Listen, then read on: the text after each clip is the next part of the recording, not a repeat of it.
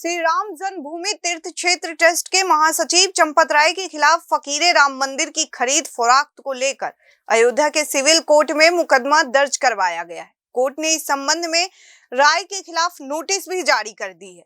यह मुकदमा शंकराचार्य स्वरूपानंद सरस्वती के शिष्य अभिमुक्तेश्वर नंद सरस्वती की तरफ से दायर किया गया है। बता दें कि राम मंदिर में परकोटा सीधा करने के लिए फकीरे राम मंदिर खरीदा गया था। इसे दूसरी जगह बनवाने के लिए ट्रस्ट ने मंदिर को जमीन व पैसे दिए थे। अब मुकदमा दायर कर यह मांग की गई है कि इस मंदिर को तोड़ा ना जाए और यहां पर भगवान की राग भोग आरती संचालित रहे। मुकदमे में फकीरे राम मंदिर के महंत रघुवर शरण, सदस्य राम किशोर सिंह, मंदिर पर दावा करने वाले कृपा शंकर दास, फकीरे राम मंदिर को खरीदने वाले श्री राम जन्मभूमि तीर्थ क्षेत्र ट्रस्ट के महासचिव चंपत राय को इसमें पार्टी बनाया गया है।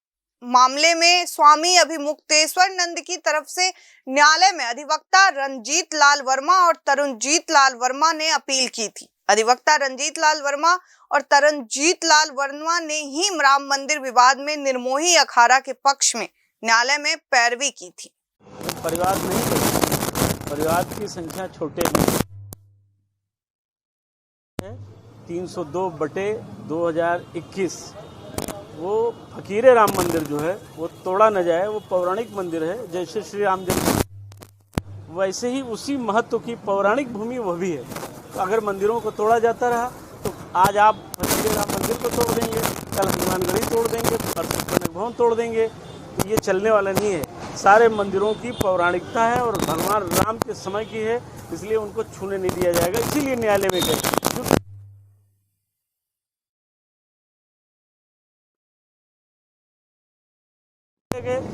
दूसरी बात यह है कि ये जो चंपत राय नाम का जो डाकू अयोध्या में पहुंचा, पूरी अयोध्या को परेशान कर रखा।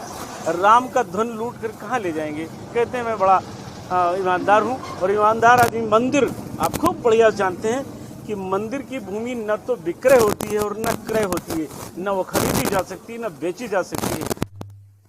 तो अर्थ होता है, जो ट्रस्ट डीड बनती है उसमें ये वर्णन होता है। तो उसके आधार पर हम न्यायालय में गए। पूरे अयोध्या ने कोई सुनने को तैयार नहीं हुआ। अंत में मुझे ही आवाज़ लगानी पड़ी। मैं न्यायालय में गया। श्रीमान संजू त्रिपाठी जी, माननीय सिविल जूनियर डिवीजन के सिविल मजिस्ट्रेट के पास, और उन्होंने इसको ग्रहण किया और नोटिस जारी किया। अगले महीने में 6 अगस्त को सब कुछ तलब भी किया गया है कि आप कैसे रघुवर शरण ने अथवा श्री राम जन्मभूमि ट्रस्ट तीर्थ क्षेत्र के लोगों ने कैसे खरीद लिया, क्योंकि मंदिर की भूमि बिक नहीं सकती। अधिग्रहण जितना करना था आपको, माननीय सुप्रीम कोर्ट ने पूरे 70 एकड़ भूमि दी है। कितनी जमीन चाहिए? मंदिर तो वहीं बनना है ना। आप एक कोस दूर खरीद लेते हो कमीशन के चक्कर में। यह चलने वाला नहीं है। अयोध्या की अस्मिता और धार्मिक स्वावलंबन छाड़ होने नहीं दी जाएगी। बहुत गलत हो रहा था। और माननीय जो न्यायाधीश जिन्होंने ये नोटिस जारी किया वो साधुवाद के, धन्यवाद के पात्र हैं, क्योंकि अब अयोध्या में एक एक करके जिस तरह मंदिरों की तोड़ाई चल रही, सीता को गायब कर दिया आपने। कल आप कौशल्या भवन तोड़ देंगे, फिर आप हनुमानगढ़ी तोड़ देंगे।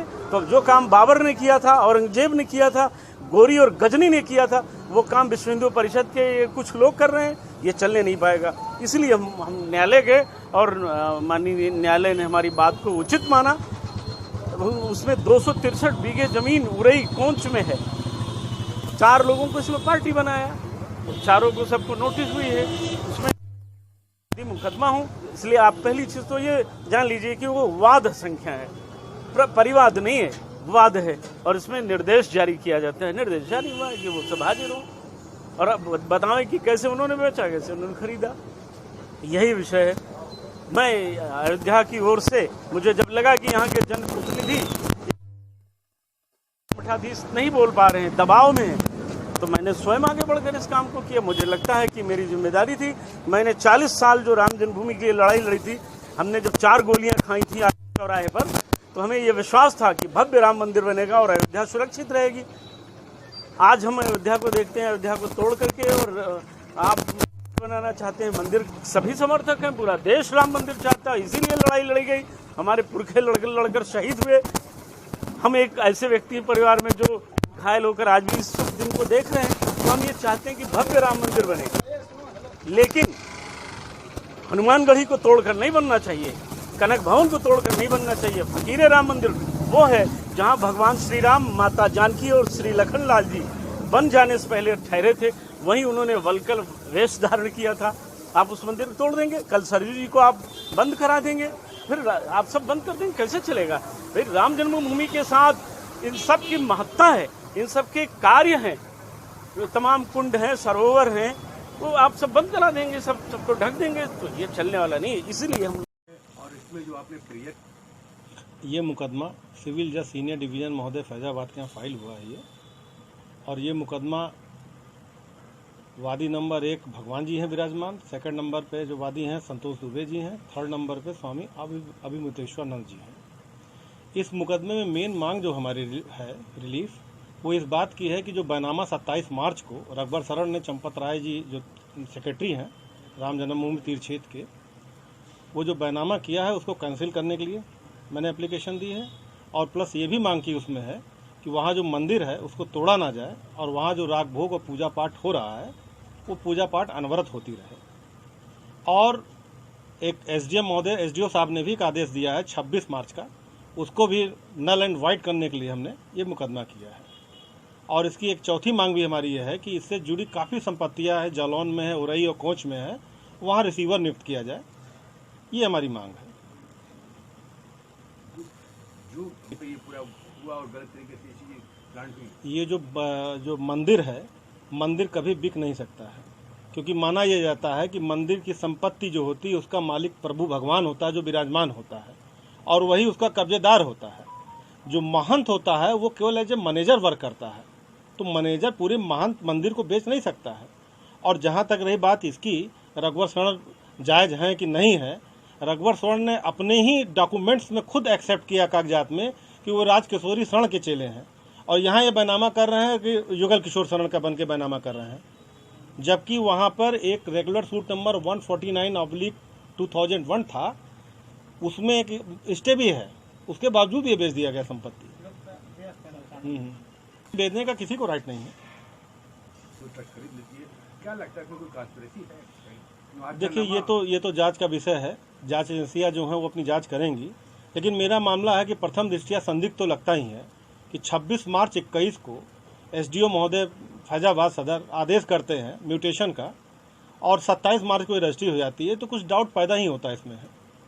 और जो महाजननामा जिसका आप जिक्र कर रहे हैं वो अनरजिस्टर्ड है, नोटराइज्ड है। नोटराइज को ज़्यादा वैल्यू नहीं दी गई है, रजिस्टर्ड डॉक्यूमेंट की ही विधि में ज़्यादा मानता है।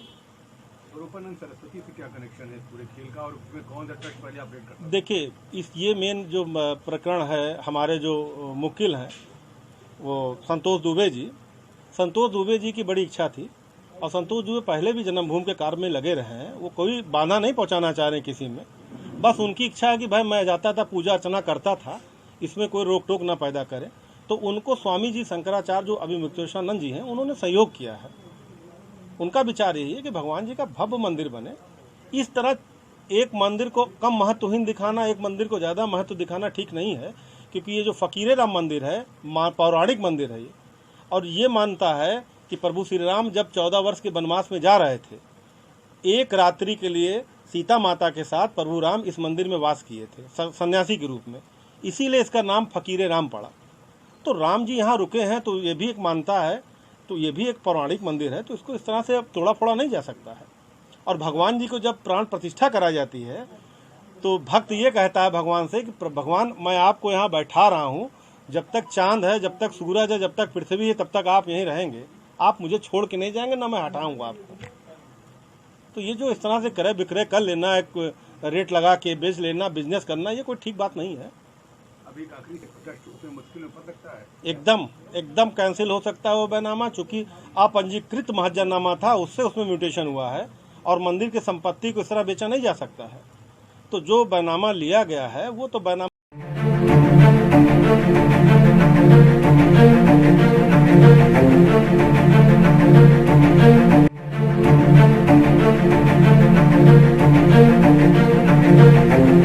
ऐसा अवसर फिर नहीं मिलेगा। अब हरियाणा सरकार की दीनदयाल आवास योजना के अंतर्गत सेक्टर 1 तरावड़ी में 135 और 142 गज के प्लॉट्स मात्र 21,000 रूपए देकर बुक करवाएं। क्रेडिट सोसाइटी, सड़क, sewerage, street light, park, community centre, तुरंत रजिस्ट्री और पोसेशन भी। कॉल 9466034000।